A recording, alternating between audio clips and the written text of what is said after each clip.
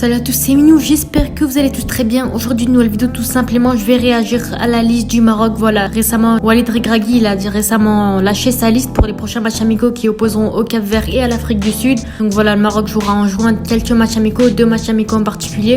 Donc voilà, dans cette vidéo, je vais tout simplement réagir à la liste et vous donner un petit peu mon avis. Dites-moi en commentaire, bien sûr, vos avis à vous. Et sur ce, on est parti. Donc voilà, comme vous le savez, le Maroc va bientôt affronter le Cap-Vert sous forme de match amical et l'Afrique du Sud. Donc voilà, elle, contrairement aux autres, l'Afrique du Sud jouera sa qualification pour la prochaine Coupe d'Afrique et le Maroc était déjà qualifié d'office pour cette prochaine coupe. Donc voilà, il a fait une liste de 26 joueurs qu'il a lâché récemment. Donc voilà, je vais vous la dire et ensuite je vais un petit peu réagir. Il a sélectionné 4 gardiens de but tout simplement. Yacine Bounou, bien sûr, ça bouge pas. Mounir, bien sûr, ces 2 gardiens ils bougeront jamais, je pense. Mehdi Benaïd et Youssef El Mouti, le gardien du Wydad. En défense, il a sélectionné Achraf Hakimi, Mazraoui, Kandous, Dari, Saïs, El Yamik, Abkar, Aguer, Moufi et Massina. Donc voilà, on a quelques revenants, etc. Je vais en parler juste après. Et il est milieu de terrain Amrabat, Maleh, Sabiri, Louza, Shahir tout simplement. Et en attaque Idrissi, Ziyech, Abouklal, Enisri, Amdallah, Chedira, Tissoudali, Zaouri et enfin Boufal. Donc voilà, globalement je trouve que ça reste une très bonne liste avec quelques revenants, quelques blessés malheureusement, etc. On a déjà les retours de 4 joueurs. Donc voilà, on a Massina, l'excellent latéral qui est très bon avec l'Udinese tout simplement, il a décidé de le rappeler. Et Tarek Tissadouli qui malheureusement ils étaient forfaits pour la dernière Coupe du Monde. Voilà, Tissadouli il est plutôt bon avec la Gantoise, le championnat belge, etc.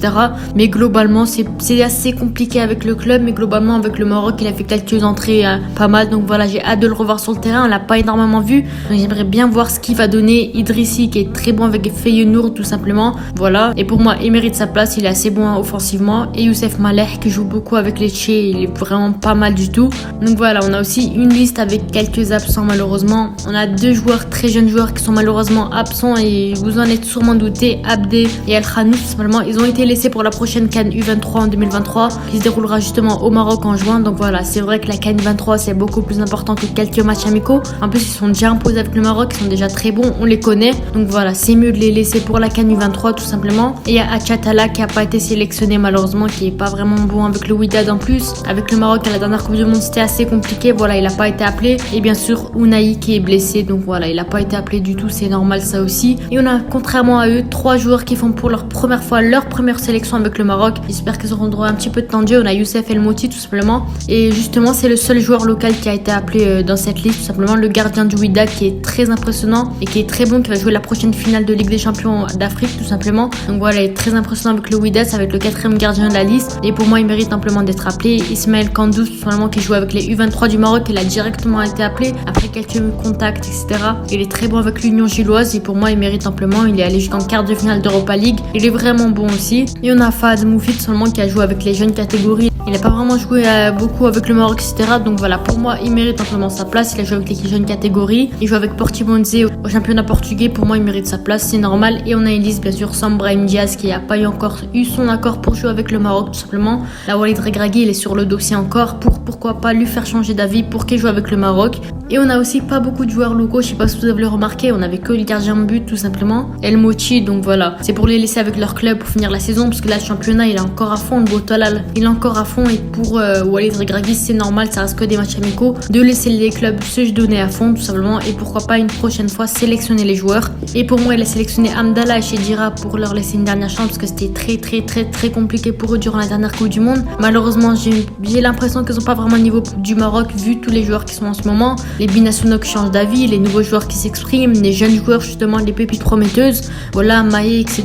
Donc voilà, pour moi, il leur laisse une dernière chance histoire de les laisser en confiance, etc. Ils étaient pas mal au passé, donc voilà. Là, pourquoi pas leur laisser une dernière chance. Et globalement, j'aime beaucoup la liste. On a des piliers qui sont restés. Yacine Bounou, Mounir, Hakimi, Mazraoui, Dari, Saïs, ça bouge pas, hein. Vraiment, Aguer, l'un des meilleurs milieux de première ligue. Pour moi, la défense, elle est vraiment très bien. Ça reste en globalité, la liste, elle reste globalement basée sur la dernière Coupe du Monde. Voilà, là, il a voulu changer un petit peu pour tester de nouveaux joueurs, etc. De jeunes joueurs qui s'expriment dans les meilleurs championnats. Amrabat, bien sûr, qui mérite aussi, Sabiri, etc. Ilias Shahir, donc voilà, il mérite amplement sa place aussi. aussi. Et pour moi, voilà, c'est mieux qu'il essaie de nouveaux joueurs, de nouvelles stratégies, qu'il laisse la jeunesse un petit peu, vu toutes les infos qu'on entend en ce moment. Et Binacional qui change d'avis, comme je l'ai dit juste avant, les pays plus prometteux, tout simplement, le Maroc, c'est vraiment un pays enrichi. Et pour moi, la liste, elle est vraiment très très bonne. Donnez-moi vos avis en commentaire. Ziyech, pour moi, c'est très important de le sélectionner. Il est très bon avec le Maroc. Ça le remettra en confiance vu qu'il a pas énormément de temps de jeu avec Chelsea. Il y a Bourlal qui est très bon, qui a des problèmes à Toulouse, malheureusement. Voilà, c'est très impressionnant. Et Nisri qui fait une excellente saison avec Séville, malgré leur situation compliquée en Liga. Et voilà, Boufal, etc. Et pour moi, voilà, c'est une très bonne liste. Il n'y a rien à dire, contrairement à beaucoup de coachs qui, malheureusement, des fois, ils font pas de bons choix. Et pour moi, là, ça reste une très très bonne liste. Et voilà, donnez-moi vos avis en commentaire. Sur ce, si vous avez aimé la vidéo, n'hésitez pas à vous abonner et à liker. C'était Minou. Ciao!